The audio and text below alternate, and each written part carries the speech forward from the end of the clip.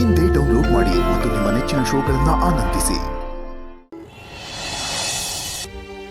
ದೊಡ್ಡಪ್ಪನ plan ಏನೋ ಸರಿಯಾಗೇ ಇದೆ, ಆದ್ರೆ ಏನಿದೆ? ನನಗೆ ಸಂಧ್ಯನ್ ಬಗ್ಗೆನೇ ಯೋಚನೆ. ಅವಳಿಗೆ ಸದ್ಯಕ್ಕೇನೂ ಆಗಿಲ್ಲ, ಆದ್ರೆ ನಾವು ಲೇಟ್ ಮಾಡಿ ಅವಳ ಪ್ರಾಣಕ್ಕೆ ಏನಾದರೂ ಅಪಾಯ ಆದ್ರೆ ಅಂತ. ಏನು ಆಗಲ್ಲ ನಿಧಿ. ಅವರು ಅಷ್ಟು ಸುಲಭವಾಗಿ ಸಂಧಿನ ಏನೂ ಮಾಡೋಕ್ಕಾಗಲ್ಲ. ಸಂಧಿನ್ಗೇನಾದರೂ ಮಾಡಿದ್ರೆ ತುಂಬ ದೊಡ್ಡ ವಿಷಯ ಆಗುತ್ತೆ. ನಮಗೆ ಬ್ಲ್ಯಾಕ್ ಮೇಲ್ ಮಾಡೋಕ್ಕಾಗಲ್ಲ ಅನ್ನೋದು ಅವ್ರಿಗೆ ಗೊತ್ತಿದೆ.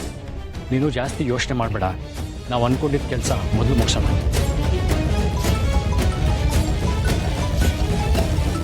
ಅಪ್ಪ ಕಾಲ್ ಮಾಡ್ತಿದ್ದಾರೆ. ಹೇಳಿ ಅಪ್ಪ. ಚೆನ್ನಾಗಿ ಓದ್ ಕೆಲಸ ಏನಾಯಿತು? ನೀವು ಹೇಳ್ದಾಗೆ ಆಯಿತು ಅಪ್ಪ. ಶಾರ್ವರಿಗೆ ಅಂತ ತಗೊಂಡೋಗಿದ್ದ ದುಡ್ಡನ್ನು ವಾಪಸ್ ತಂದಿದ್ದೀವಿ. Very good. ಶಾರ್ವರಿ ಸಂಧ್ಯಾ ಬಗ್ಗೆ ಏನಾದರೂ ಹೇಳಿದ್ರಂತ? ಇಲ್ಲ ಅಪ್ಪ, ಸಂಧಿನ ಬಗ್ಗೆ ಯಾವ ಸುಳುವನ್ನ ಬಿಟ್ಕೊಡ್ತಿಲ್ಲ. ಆಯ್ತು. ಅವಳು ಚಾಪೆ ಕೆಳಕ್ಕೆ ತೂರಿದ್ರೆ ನಾವು ರಂಗೋಲಿ ಕೆಳಕ್ಕೆ ತೂರಬೇಕಾಗತ್ತೆ. ನಮಗೀಗಾಗಲೇ ಸಂಧ್ಯಾ ಇರೋ ಜಾಗ ಗೊತ್ತಾಗಿದೆ. ಅಪ್ಪ? ಹೌದು ಹೌದು ಹೌದು. ನೀವು ಮನೆಗೆ ಬರ್ತಿದ್ದಾಗೆ ಆ ರೀತಿ ನಾಟಕ ಆಡಬೇಕು. ಸಂಧ್ಯಾ ಇರೋ ಜಾಗ ನಮಗೆ ಗೊತ್ತಾಯಿತು ಅಂತ ಹೇಳೋದನ್ನ ಶಾರ್ವರಿ ಕೇಳಿಸ್ಕೋಬೇಕು. ಅರ್ಥ ಆಗ್ತಿದೆಯಾ ನಾ ಹೇಳ್ತಿರೋದು? ಅರ್ಥ ಆಗ್ತಿದೆ ಅಪ್ಪ. ಇನ್ನು ಮುಂದೆನೂ ಎಲ್ಲ ನೀವು ಹೇಳ್ದಾಗೆ ನಡೆಯುತ್ತೆ. Very good. ನೀವು ಮನೆಗೆ ಬನ್ನಿ, ನಾನು ಕಾಯ್ತಾ ಇರ್ತೀನಿ. ಆಯ್ತಪ್ಪ. ಅಪ್ಪ ಹೇಳ್ದ ಹಾಗೆ ನಡ್ಕೊಳ್ಳೋಣ. ಈ ಪ್ಲ್ಯಾನ್ ವರ್ಕೌಟ್ ಆಗುತ್ತೆ ಅಂತ ನನಗನ್ನಿಸ್ತಿದೆ.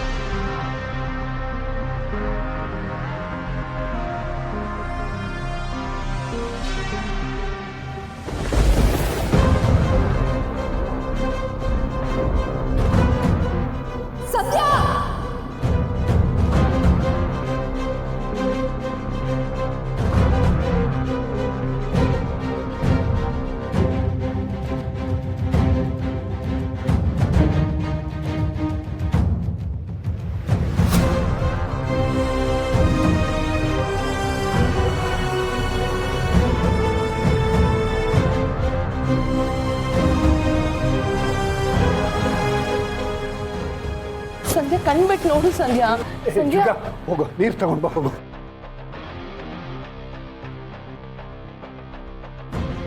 ಪುಟ್ಟ, ಏನಾಯ್ತು?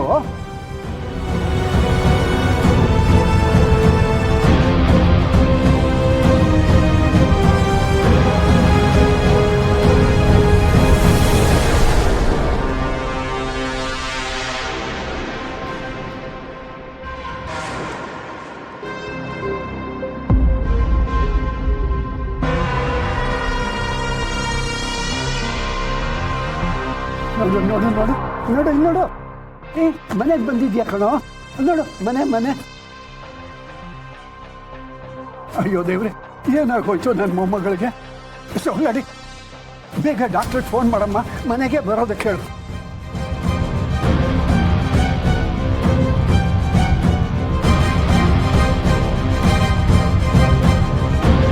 ಇವ್ರಿಗೆ ಯಾಕೆ ಹೀಗಾಯಿತು? ಯಾವಾಗಿಂದ ಈ ರೀತಿ ಆಗಿದ್ದಾರೆ? ಡಾಕ್ಟರ್, ಅದು ಏನಿಲ್ಲ ಡಾಕ್ಟ್ರೇ, ಇವರಿದ್ದಾರಲ್ಲ, ಇವರು ಈಕೆ ಮಾವ ಇಬ್ಬರು ಮೈಸೂರಿಗೆ ಹೋಗಿದ್ರು. ಮೈಸೂರಿಂದ ವಾಪಸ್ ಬರೋವಾಗ ರಸ್ತೆ ದಾಟ್ತಾ ಇದ್ರಂತೆ. ಅವಾಗ ಒಂದು ಬಸ್ಸು ಜೋರಾಗಿ ಇವ್ರಿಗೆ ಡಿಕ್ಕಿ ಹೊಡೆಯೋ ಥರ ಬಂತಂತೆ. ಅದನ್ನು ನೋಡಿ ಅವಳು ಗಾಬರಿಯಾಗಿ ಶಾಕ್ಗೆ ಕಿಟಾರ ಅಂತ ಕಿರ್ಚ್ಕೊಂಡು ತಲೆ ತಿರುಗಿ ಬಿದ್ದೋದ್ಲಂತೆ. ಆದರೂ ತುಂಬ ನಿಶಕ್ತರಾಗಿದ್ದಾರೆ. ಹೌದು ಡಾಕ್ಟ್ರೆ, ಏನು ಮಾಡೋದು? ಅದಾದ ಮೇಲೆ ಸರಿಯಾಗಿ ಊಟ ಮಾಡಲ್ಲ, ತಿಂಡಿ ತಿನ್ನಲ್ಲ, ಕಣ್ ತುಂಬ ನಿದ್ದೆ ಮಾಡಲ್ಲ.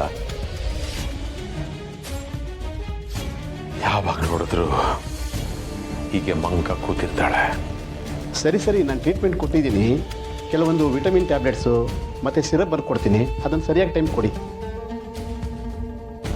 ಆರೋಗ್ಯಕ್ಕೇನು ಸಮಸ್ಯೆ ಇಲ್ಲ, ಆದರೆ ಇವರು ಮೆಂಟಲ್ ಹೆಲ್ತ್ ಸ್ವಲ್ಪ ವೀಕ್ ಆಗಿದೆ ಅನಿಸುತ್ತೆ. ಗಾಬರಿಯಿಂದ ಡಿಸ್ಟರ್ಬ್ ಆಗಿದ್ದಾರೆ.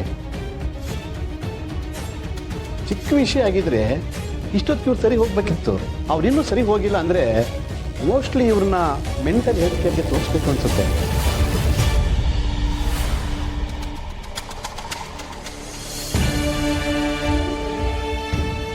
ಡಾಕ್ಟರ್, ಹಾಗಿದ್ರೆ ನಾವು ಸಂಧ್ಯಾನ ಅಡ್ಮಿಟ್ ಮಾಡಬೇಕಾ? ಇಲ್ಲ, ಸದ್ಯದ ಪರಿಸ್ಥಿತಿನಲ್ಲಿ ಹಾಗನ್ನಿಸ್ತಿಲ್ಲ. ಮನೆಯಲ್ಲೇ ಒಂದು 2-3 ಜನ ಟ್ರೀಟ್ಮೆಂಟ್ ಕೊಟ್ಟು ನೋಡೋಣ. ಮುಖ್ಯವಾಗಿ ಔಷಧಿಗಿಂತ ನಿಮ್ಮೆಲ್ಲರ ಪ್ರೀತಿಯ ಮಾತು ತುಂಬ ಮುಖ್ಯ. ಇವರಿಗೆ ಇನ್ಸೆಕ್ಯೂರ್ ಫೀಲ್ ಆಗದೆ ಇರೋ ಥರ ನೋಡ್ಕೊಳ್ಳಿ. ಯಾವುದೇ ರೀತಿ ಗಾಬರಿ ಆಗಲಿ, ಶಾಕ್ ಆಗಲಿ ಆಗಬಾರ್ದು. ನೀವೆಲ್ಲರೂ ಸೇರಿ ಇವರನ್ನ ಮೊದಲಿನ ಥರ ಪ್ರಯತ್ನ ಮಾಡಿ. ಒಂದು ವೇಳೆ ಆಗಲಿಲ್ಲ ಅಂದರೆ ಮುಂದೇನು ಮಾಡಬೇಕು ಅಂತ ಯೋಚನೆ ಮಾಡೋಣ. ಸರಿ ಡಾಕ್ಟರ್, ನಾವೆಲ್ಲ ನಮ್ಮ ತಂಗಿನ ಮಾತಾಡಿಸ್ತೀವಿ. ಅವಳು ಮತ್ತೆ ಮೊದಲಿನ ಹಾಗಾದರೆ ಸಾಕು. ಆಯಿತು, ಮೆಡಿಸಿನ್ಸ್ ಎಲ್ಲ ಕರೆಕ್ಟಾಗಿ ಕೊಡಿ.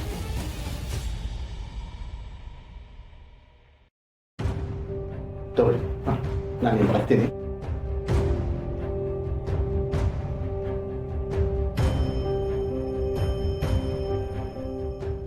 ಸಂಧ್ಯಾ ಮಾತಾಡು ಸಂಧ್ಯಾ. ತಾತ ಏನು ತಾತ ಇದು? ನಾವೇನು ತಪ್ಪು ಮಾಡಿದ್ದೀವಿ ಅಂತ? ನಾವೇನು ತಪ್ಪು ಮಾಡಿಲ್ಲ ಕಣು. ತಪ್ಪು ಮೇಲೆ ತಪ್ಪು ಮಾಡಿದ್ದು ಮಾಡ್ತಾ ಇರೋದು ಆ ಪಾಪಿ ಶಾರ್ವರಿ.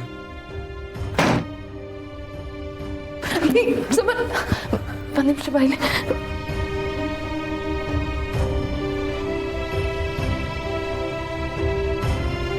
ನೋಡು ಸಮರ್, ನಮ್ಮ ಮನಸ್ಸಲ್ಲಿ ಎಷ್ಟೇ ಕೋಪ ಇರ್ಬೋದು, ಎಷ್ಟೇ ದುಃಖ ಇರ್ಬೋದು, ಆದರೆ ಅದನ್ನೆಲ್ಲ ಸಂಧ್ಯನ ಮುಂದೆ ತೋರ್ಸೋದು ಬೇಡ.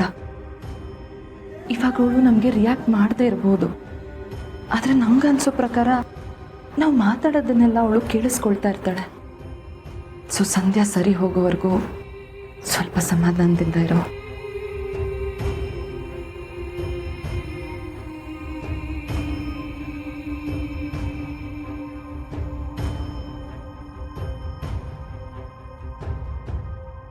ಸೊಸೆ ಮುತ್ತು, ಮಾತಾಡಮ್ಮ. ನೀನು ಹೀಗೆ ಮೌನವಾಗಿ ಕೂತಿರೋದನ್ನ ನನ್ನಿಂದ ನೋಡಕ್ಕಾಗಲ್ಲ. ನೋಡು, ನಿನಗೆ ನಮ್ಗೆ ಯಾರ ಮೇಲಾದ್ರೂ ಕೋಪ ಇದ್ರೆ ಬೈದ್ಬಿಡು, ಆದ್ರೆ ದಯವಿಟ್ಟು ಈ ರೀತಿ ಮೌನವಾಗಿರ್ಬೇಡ. ಮಾತಾಡು ಸೊಸೆ ಮುತ್ತು, ಮಾತಾಡಮ್ಮ.